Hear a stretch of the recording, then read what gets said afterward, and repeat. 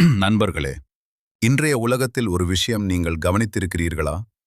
சில நேரங்களில் மக்களுக்கு நல்லது செய்வோம் என்று சொல்லி அதிகாரத்தில் வரும் சிலர் பிறகு அதே மக்களை கட்டுப்படுத்த ஆரம்பித்து விடுகிறார்கள். ஆரம்பத்தில் எல்லோரும் சமம் என்று சொல்வார்கள். ஆனால் காலம் போக போக சிலர் மட்டும் அதிக அதிகாரத்துடன் இருப்பார்கள். இது அரசியல் உலகத்தில் மட்டும் நடக்கிற விஷயம் அல்ல. சில நேரங்களில் நிறுவனங்களில், அலுவலகங்களில், சமூகத்திலும் கூட நடக்கிறது. இந்த விஷயத்தை மிகவும் சுலபமான ஒரு கதையால் புரிய வைத்தவர் ஜார்ஜ் ஓர்வெல்.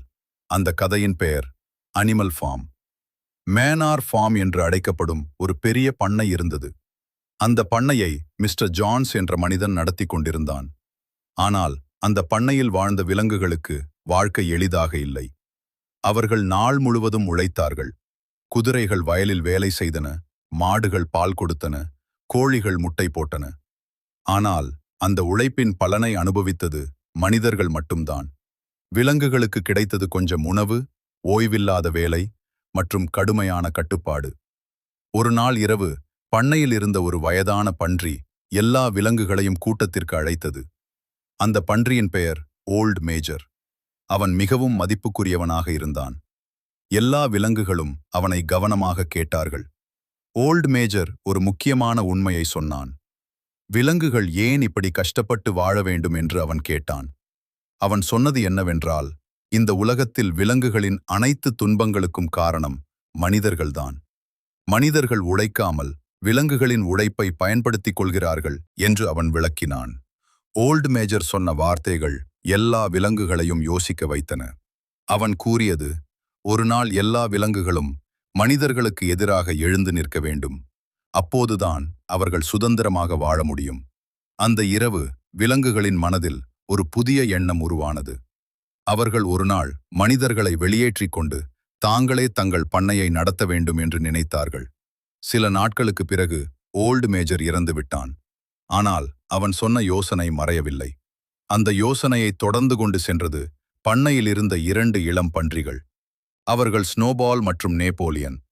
இந்த 2 பன்றிகளும் விலங்குகளுக்கு ஓல்ட் மேஜர் சொன்ன கருத்துக்களை ஒரு கொள்கையாக மாற்றின.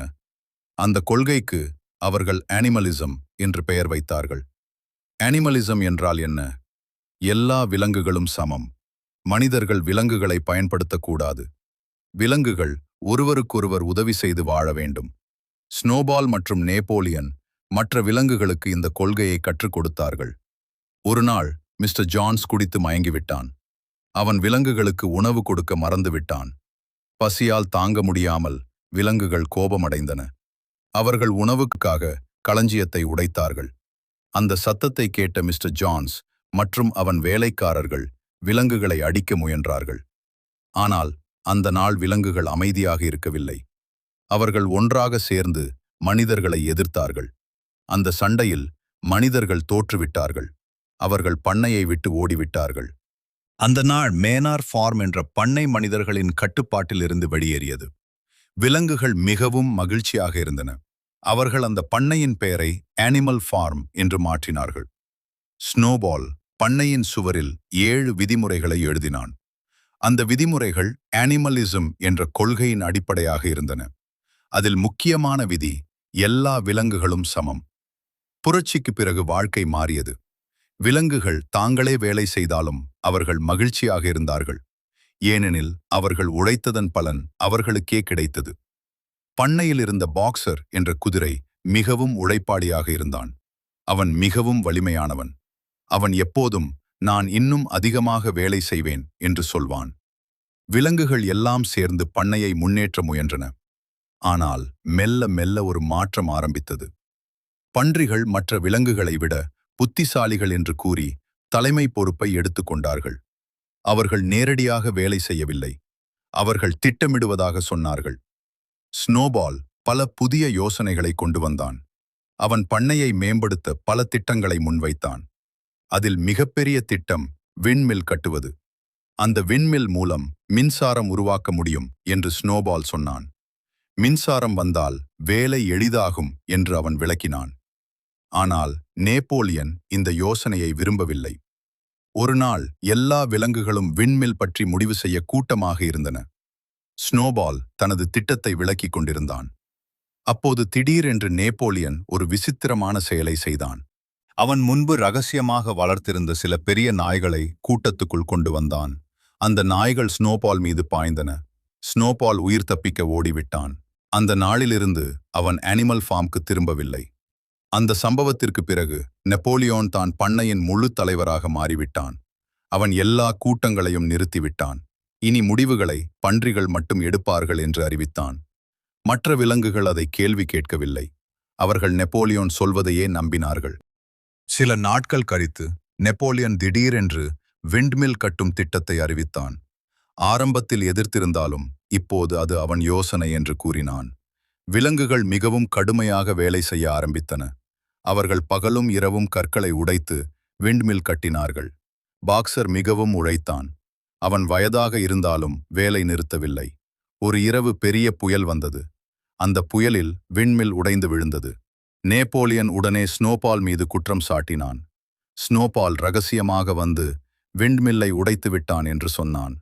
விலங்குகள் அதை நம்பினார்கள். விண்ட்மில் மீண்டும் கட்டப்பட்டது. ஆனால் வாழ்க்கை மெல்ல கடினமாகி வந்தது. உணவு குறைந்தது. வேலை அதிகமானது. இதற்கிடையில் பன்றிகள் பண்ணை வீட்டுக்குள் குடியேறின. அவர்கள் படுக்கையில் தூங்க ஆரம்பித்தார்கள்.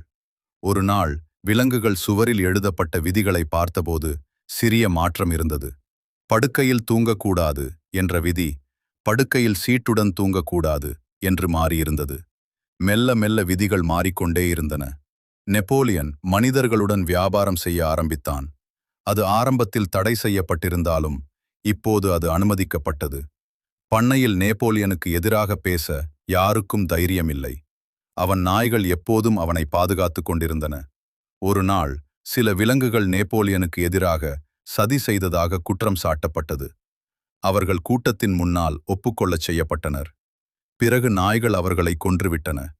அந்த நாள் விலங்குகள் மிகவும் பயந்தன. இந்நேரத்தில் பாக்ஸர் இன்னும் வேலை செய்து கொண்டே இருந்தான். அவன் நெப்போலியனை முழுமையாக நம்பினான். அவன் புதிய வாசகம், நெப்போலியன் எப்போதும் சரி. ஒரு நாள் விண்மில் வேலை செய்யும்போது பாக்ஸர் திடீரென்று கீழே விழுந்தான். அவன் மிகவும் காயமடைந்தான். அவன் இனி வேலை செய்ய முடியவில்லை. நெப்போலியன் அவனை மருத்துவமனைக்கு அனுப்புவதாக சொன்னான்.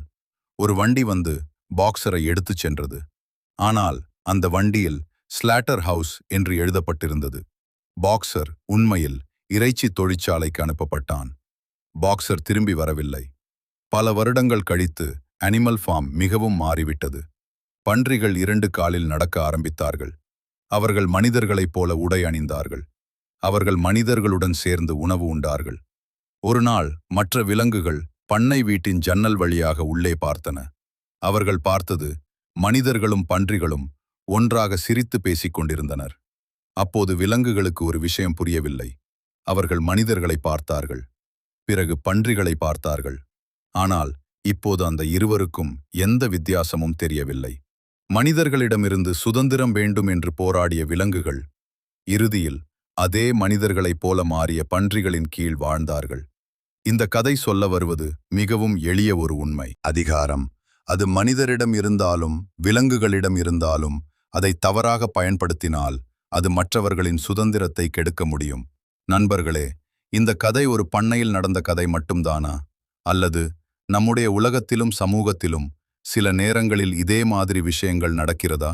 அப்படியானால் நண்பர்களே, இந்த உலகத்தில் உண்மையான சுதந்திரம் என்றால் என்ன? உங்கள் கருத்தை கமெண்டில் சொல்லுங்கள்.